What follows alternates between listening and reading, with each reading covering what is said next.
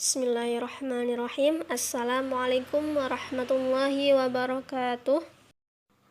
Baik, perkenalkan kami dari kelompok 2, kelompok mata kuliah Akidah Akhlak yang akan membawakan materi tentang riya dan nifak yang beranggotakan saya Nurin Madrikatul Ulfa, Fulzatun Nabilah dan juga Muhammad Fawas Hidayatullah. Baik, langsung saja materi yang pertama akan dijelaskan oleh teman saya yaitu Fulzatun Nabilah. Assalamualaikum warahmatullahi wabarakatuh. Saya Fulzatun Nabilah akan menjelaskan tentang riya. Yang pertama yaitu pengertian. Riya berasal dari kata ru'yah yang artinya melihat, memperlihatkan atau memamerkan. Menurut istilahnya, riya yaitu memperlihatkan sesuatu kepada orang lain, baik barang maupun perbuatan, baik yang dilakukan dengan maksud agar orang lain dapat melihatnya dan akhirnya memujinya. Syarat utama untuk umat muslim agar amal ibadah kita diterima oleh Allah adalah dengan ikhlas. Tanpa rasa ikhlas, tentu amal dan perbuatan yang kita lakukan akan menjadi sia-sia, apalagi jika timbul rasa ingin dipuji oleh orang lain atau pamer ketika melakukannya. Sifat senang memamerkan ini biasa disebut dengan riya. Dalam agama Islam, riya merupakan perbuatan dosa dan sifat dari orang-orang yang munafik. Ciri-ciri riya. Yang pertama, tidak akan melakukan perbuatan baik apabila tidak dilihat orang. Yang kedua, amal atau perbuatan baik yang telah ia lakukan sering diungkit-ungkit. Yang ketiga, beramal atau beribadah sekedar ikut-ikutan. Yang keempat, amal perbuatan baik selalu ingin dilihat, diperhatikan, dan didengar orang lain. Yang kelima, terlihat tekun dan bertambah motivasinya dalam beribadah apabila mendapat pujian dan sanjungan. Orang yang riya, ia akan serius dan giat bekerja ketika mendapatkan pujian, dan sebaliknya akan malas jika tidak ada yang memperhatikan atau tidak ada yang memberi penghargaan. Bahkan cenderung melepas tanggung jawab atas pekerjaan tersebut apabila ada orang lain yang mencela. Dan juga saat mereka bekerja kelompok, akan sangat bersemangat dan profesional, namun menjadi sangat malas saat mengerjakan sesuatu sendirian. Ketika berada di hadapan banyak orang, akan selalu mawas diri daripada perbuatan yang melanggar perintah Allah, dan sebaliknya saat orang lain tidak melihat, maka akan melakukan perbuatan-perbuatan cela. Menurut Imam Al-Ghazali, sifat riya itu dibagi menjadi dua bagian, yaitu yang pertama, riya yang berhubungan dengan keduniaan atau ibadah ghairi mahdah, dan yang kedua yaitu riya yang berhubungan dengan ibadah mahdah. Riya yang berhubungan dengan keduniaan atau ibadah ghairi mahdah adalah segala jenis usaha seseorang dengan niat di dalam hatinya mengharapkan kedudukan atau pujian dari orang lain. Seperti contohnya, berpakaian mewah agar dipandang sebagai golongan kelas atas, padahal biasanya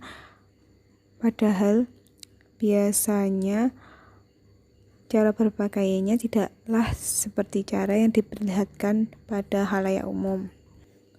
Terus contoh lainnya, memfasihkan atau menunjukkan kelihayan berdebat di kelas atau di dalam forum agar dipuji oleh orang lain. Yang kedua, riya yang berhubungan dengan ibadah mahdah, yaitu ibadah yang dilakukan seseorang selain mengharapkan keridhaan Allah, ia juga mengharapkan pujian atau sanjungan dari orang lain. Seperti contohnya, memfasihkan bacaan ketika menjadi imam, atau melamakan durasi sholatnya, rukuknya, dan sebagainya. Dan bisa juga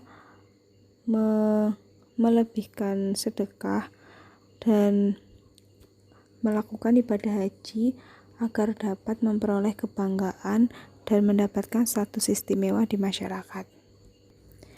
Bisa juga melakukan sholat tahiyatul masjid ketika banyak orang tengah berkumpul di masjid, padahal biasanya hal tersebut tidak dilakukannya ketika sedang sendiri.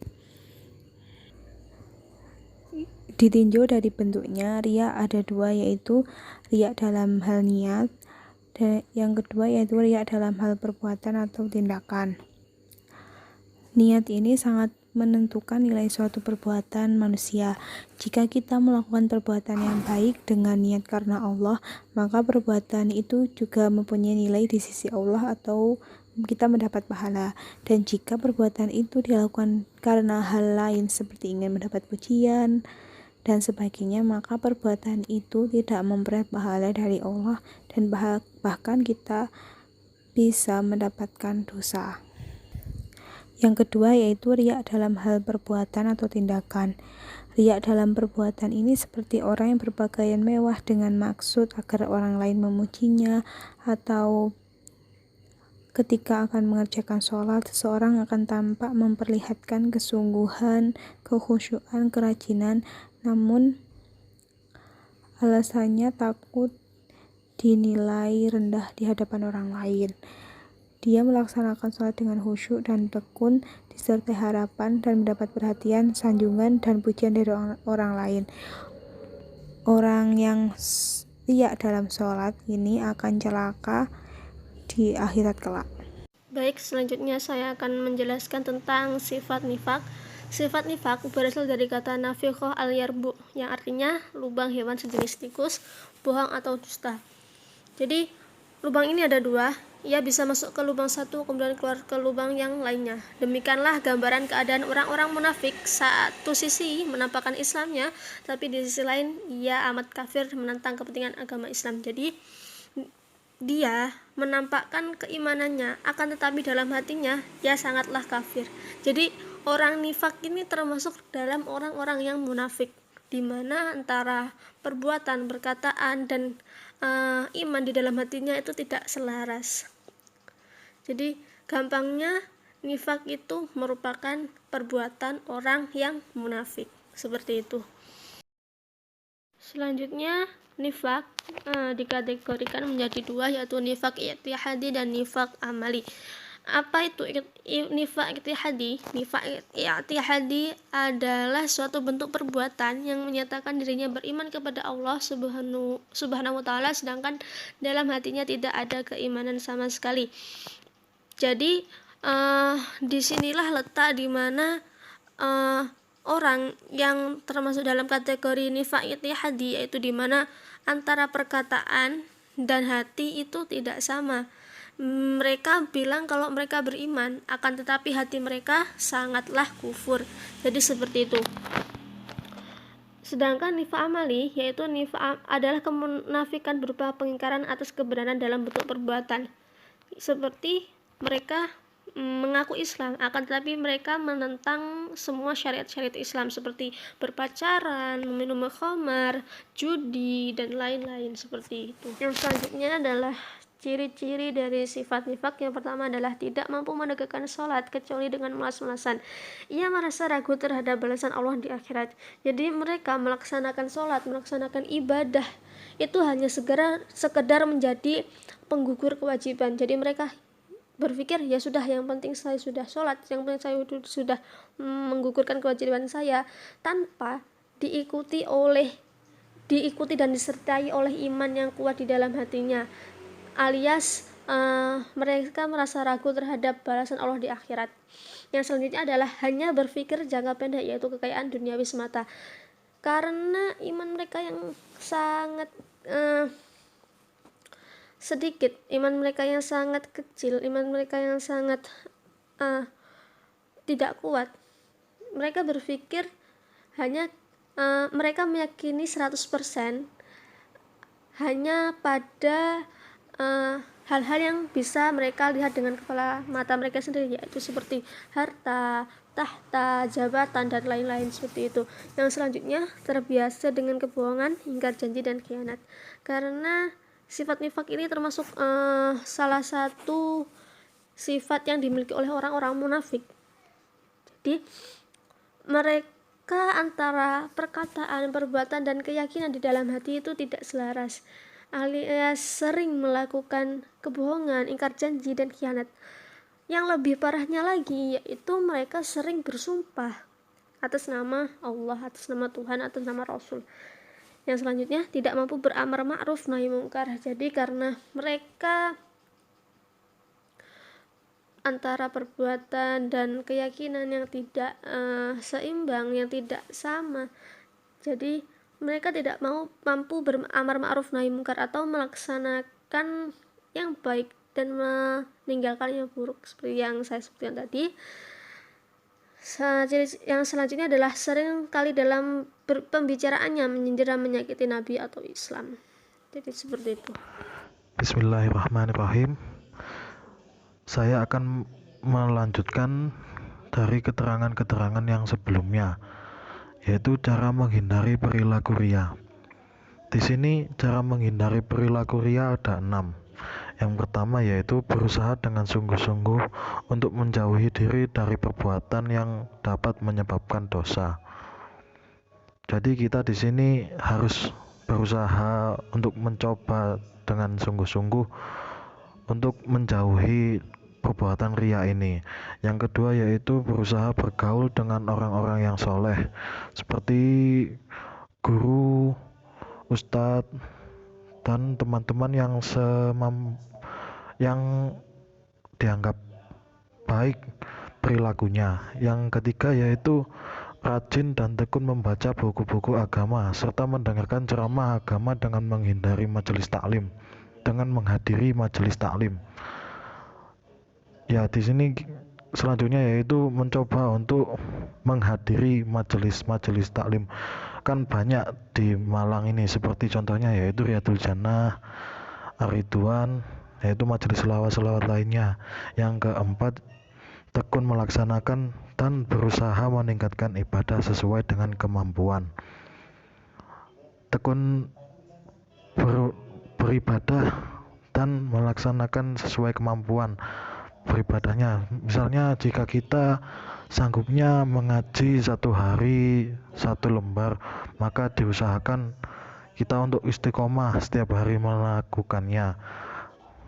Insya Allah akan mendapatkan faedahnya.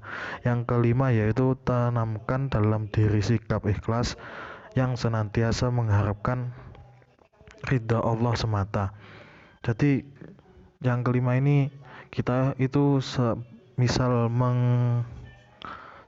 mengerjakan suatu ibadah itu diusahakan untuk mengerjakannya itu dengan ikhlas, mengharap ridha Allah semata, bukan karena lain-lainnya. Yang keenam yaitu jangan mengingat-ingat apalagi mengungkit-ungkit kebaikan yang pernah dilakukan orang lain di masa lalu. Jadi semisal kita telah melakukan ibadah, contohnya memberi sesuatu ke orang lain, itu diharapkan malah dianjurkan untuk tidak mengungkit-ungkitnya, supaya kita itu bisa lebih ikhlas dan terhindar dari sikap ria ini. Selanjutnya yaitu cara menghindari nifak. Cara menghindari nifak ini ada 5. Yang pertama yaitu berusaha mendekati diri kepada Allah. Berusaha mendekatkan diri ini kepada Allah ini banyak caranya. Salah satu contohnya itu mengerjakan perbuatan-perbuatan wajib, semisal sholat 5 waktu. Maka kita harus melakukan sholat 5 waktu ini dengan bersungguh-sungguh, dengan niatan untuk mendekatkan diri kepada Allah, supaya kita itu terhindar dari nifak. Yang kedua yaitu membiasakan diri dalam keadaan berwudu. Membiasakan diri dalam keadaan berwudu yaitu setiap kita wudu itu semisal batal, kita harus wudu lagi. Tapi kalau tidak bisa mengerjakan istiqomah berwudu itu, minimal setiap ingin melaksanakan sholat 5 waktu, kita harus berwudu supaya kita terhindar dari nifak ini, karena wudhu itu banyak manfaatnya. Yang ketiga yaitu senantiasa menjaga lisan, seperti pepatah, mulutmu harimaumu. Maka kita harus menjaga lisan ini supaya kita tidak menyakiti orang lain, supaya kita terhindar dari dosa-dosa lisan yang banyak mudaratnya. Yang keempat yaitu tidak menerima amanah yang kita rasa tidak sanggup memikulnya. Semisal kita diberi tanggung jawab, contohnya, tolong sampaikan pesan ini kepada Fulan. Semisal kita tidak mampu untuk menyampaikannya karena sibuk dalam mengerjakan pekerjaan kita sendiri, maka dianjurkan untuk menolaknya. Tetapi menolaknya itu harus dengan cara yang baik, supaya tidak menyakiti hati orang tersebut. Karena semisal amanah tersebut kita terima lalu kita tidak bisa mengerjakannya, maka itu nanti akan menjadi khianat. Khianat itu adalah dosa yang besar mudaratnya. Yang kelima yaitu mengingat bahwa Allah itu maha melihat. Allah itu maha melihat, maka setiap perbuatan-perbuatan kita ini Allah itu selalu mengetahuinya. Maka dari itu semisal kita menancapkan atau meyakini bahwa Allah itu maha melihat, insya Allah kita itu akan lebih berhati-hati dalam berbuat, karena setiap perbuatan kita itu pasti dilihat oleh Allah. Demikian, Assalamualaikum warahmatullahi wabarakatuh. Baik, alhamdulillah semua materi telah selesai kami sampaikan. Apabila ada kurang lebihnya, kami mohon maaf yang sebesar-besarnya. Semoga materi kali ini dapat bermanfaat untuk kita semua. Akhirul kalam, assalamualaikum warahmatullahi wabarakatuh.